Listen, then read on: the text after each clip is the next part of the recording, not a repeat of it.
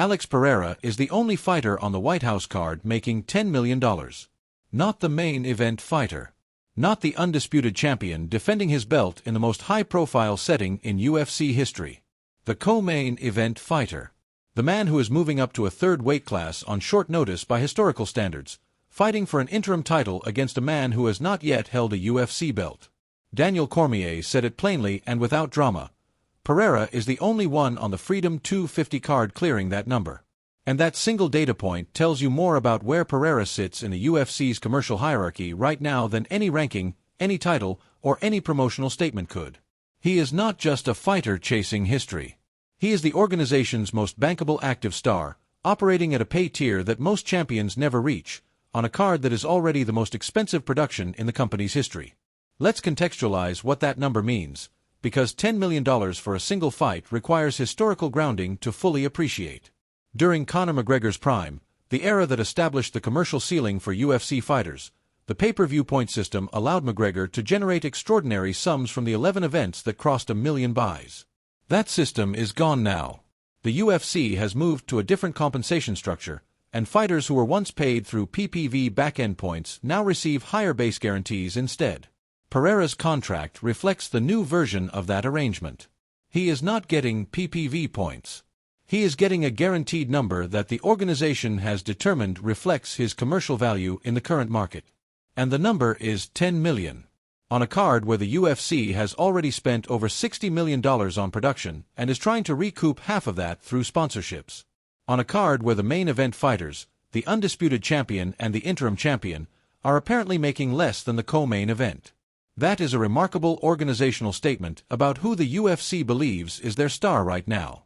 Pereira's response to the GOAT question, asked directly of him by Cormier in a conversation that Cormier described as happening face-to-face with a noticeably large Pereira, was the most humanizing thing he has said in any pre-fight media cycle. He deferred entirely. He said he does not follow all the greats closely enough to make the comparison himself. He said the people who cover the sport are making the case and he appreciates belonging in that conversation, but he is not going to claim it unilaterally. Cormier gave him an honest answer in response. Not yet. Defending the heavyweight title comes first. Being a three-division champion is one of the greatest accomplishments the sport has ever seen, but putting Pereira over GSP, over Khabib, Cormier stopped himself on John Jones, which tells its own story, requires more work. That is the honest version of the conversation, delivered respectfully between two men who clearly have genuine regard for each other. Pereira's comments about Israel Adesanya deserve full attention, because they reveal something real about his character that gets obscured by the knockout highlight package. Adesanya has lost 4 consecutive fights. He has been stopped multiple times. He is in the worst stretch of his career, and the MMA world has not been gentle about it. Pereira, who has more reason than almost anyone to be dismissive of Adesanya, the man who knocked him out, who took the belt back, who made the rivalry feel temporarily humbling, refused to pile on. He said, "Who am I to say?" He said Adesanya had a brilliant career. He said the same thing could happen to him tomorrow, that he just signed for 8 fights and there is no guarantee any of them go his way. He said these are things that can happen. That is not calculated magnanimity. That is a man who has been knocked out inside the octagon, who has lost before, who understands at a visceral level that the sport does not respect legacy in the moment when the shots are landing. The humility is earned and it is real. The Tsarukian gambling situation resolved more quietly than the initial eruption suggested it would. A live stream appeared to show a $1 million bet on Gaethje placed through someone connected to Tsarukian Circle, with potential winnings in the range of $5.7 million. The UFC's regulations introduced in 2022 prohibit fighters from betting on UFC events with serious potential consequences: fines, suspension, contractual action. Dana White moved swiftly and the explanation was straightforward. It was a friend, not Tsarukian himself. The bet was placed by someone in his crew during the stream. White's acceptance of that account effectively closes the disciplinary question, at least for now. The optics remain complicated. One of the top-ranked lightweight contenders watching cageside as a friend places a 7-figure bet on Gaethje to defeat the man he is almost certainly fighting next is not a great image regardless of who technically owns the wager. But the practical reality is that Tsarukian has no prior violations, the UFC has accepted the explanation, and the conversation moves on to the actual fight. What the Tsarukyan situation does illuminate is the broader question of what happens in the lightweight division after Sunday. Benson Henderson made the argument that is becoming impossible to refute. What else does Arman need to do? He has been winning. He has been winning impressively. He has been staying active across multiple disciplines: wrestling, jiu-jitsu, boxing, karate combat, precisely because he understands that a fighter who is sharp and ready when the call comes is a fighter who takes full advantage of unexpected opportunities. He is not the designated backup for the White House card. That role appears to belong to Ruffy, who is already on the card and told the UFC he can be ready at championship weight if needed. But regardless of the backup designation, Tsarukyan's position as the next man in line for a title shot after this fight appears settled in the minds of everyone who follows the division closely. The only question is whether it is Tsarukyan versus Pereira or Tsarukyan versus Gaethje that gets made first. Ruffy's situation on this card is genuinely unusual and deserves acknowledgement. He is fighting Chandler on Sunday. He is also making championship weight on Saturday in case either Pereira or Gaethje cannot compete. He told the UFC he is 100% dedicated and will be ready to fight for the title if called upon. That is an extraordinary commitment, preparing for two completely different physical and tactical demands simultaneously, maintaining championship weight while also being fully prepared to compete in a separate fight against a dangerous opponent. Whether the UFC would actually put him in a title fight on that short notice is a separate question from the fact that he volunteered for it.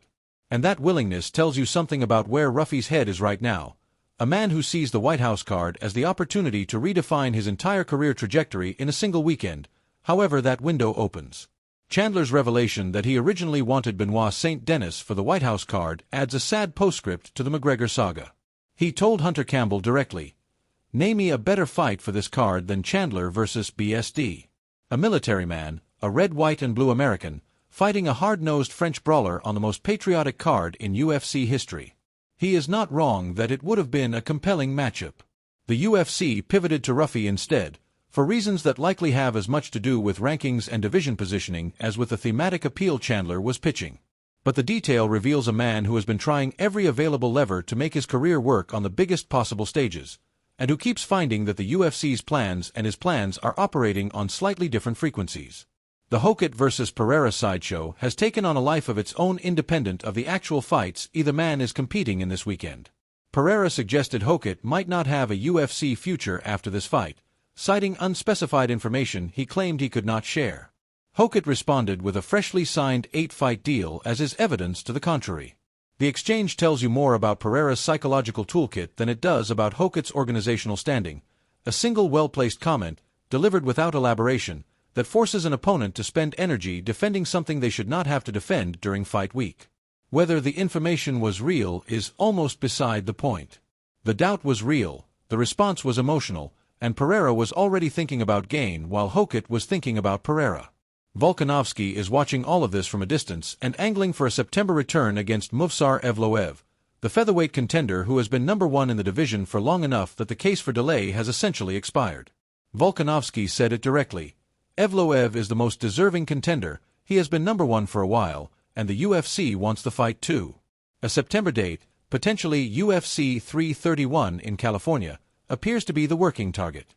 Volkanovski also noted with characteristic humor that defending a title at 38 would be a pretty cool story, adding that maybe he should wait until after the birthday just so it sounds better. He is the oldest male champion on the roster, currently 37, with Valentina Shevchenko at 38 the only active title holder older. The longevity story writes itself if the Evloev fight delivers another successful defense. The Amanda Ribas withdrawal from the Oklahoma City card is a sobering reminder of what the sport actually costs fighters who compete at the highest level over years. Ribas has been dealing with a facial fracture that required a metal plate, a plate that shifted during a subsequent fight and caused nerve pain and fainting episodes, seizures, and an inability to train consistently for extended periods. She returned to competition through all of it. She kept fighting top opposition through all of it. And now, in a camp where her team said she was performing at a high level for the first time in years, a return of dizziness forced a doctor's recommendation to step away for at least 3 months. Her father described the severity of what she has been dealing with in terms that were genuinely alarming. The fact that she was competing at all given that medical history is a testament to her toughness. The withdrawal is the right call. And the story is a reminder that for every fighter whose name appears in a booking announcement, there is a physical reality underneath it that the promotional machinery rarely acknowledges. Here is where Sunday stands across the full card. Pereira is the star the organization is paying to validate itself on the biggest stage it has ever attempted. A win makes him a 3-division champion and puts him in a GOAT conversation that DC says needs one more step to complete. Pereira is the main event fighter carrying the title into a hostile personal situation with more anger behind his preparation than any previous camp. Gaethje is the man who believes the psychological pressure of Pereira's predictions is actually working in his favor. And Ruffy is making championship weight just in case. The White House card has more live variables, more genuine uncertainty, and more historical stakes than anything the sport has produced before. Sunday night resolves all of it.